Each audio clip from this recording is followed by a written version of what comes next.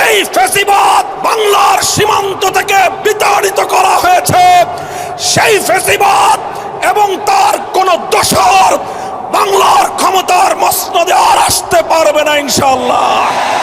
আমাদের সঙ্গে যদি কেউ বিরোধ তৈরি করতে আসেন, আমাদের শান্তিপ্রিয় চলার পথে যদি কেউ প্রতিবন্ধকতা তৈরি করতে আসেন, রাজপথে মোকাবেলা করব আমরা ইনশাআল্লাহ।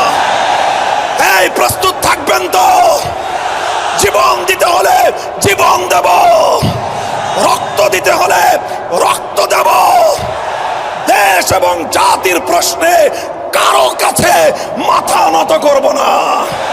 আজও যারা স্বপ্ন দেখছে বিদেশি প্রভুদেরকে খুশি করে আবার ক্ষমতার মসনদে আসবে, তাদেরকে বলতে চাই, বাংলাদেশের মানুষ আজ ঐক্যবদ্ধ। বাংলার মানুষ আজ রাজপথে অবস্থান নিয়েছে। আমরা রাজপথে নেমেছি জুলাই সনদ বাস্তবায়নের গণভোটে বাক্সকে বিজয়ী করার মধ্য দিয়ে আগামীর বৈষম্যহীন ফ্যাসিবাদ মুক্ত বাংলার ভিত আমরা তৈরি করব ইনশাআল্লাহ। ইন্টারিম সরকার, ইতিহাস আপনাদেরকেও ক্ষমা করবে না।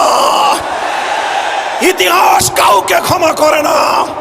মনে রাখবেন, ইতিহাসের দায়ে পরিশোধ করতে পারবেন না, কলঙ্ক নিয়ে বিদায় নিতে হবে। মাথা নত করেছি একজনের কাছে। কার কাছে? ইনশাআল্লাহ আল্লাহর রহমতে আগামীর বাংলাদেশ হবে ইসলামের বাংলাদেশ।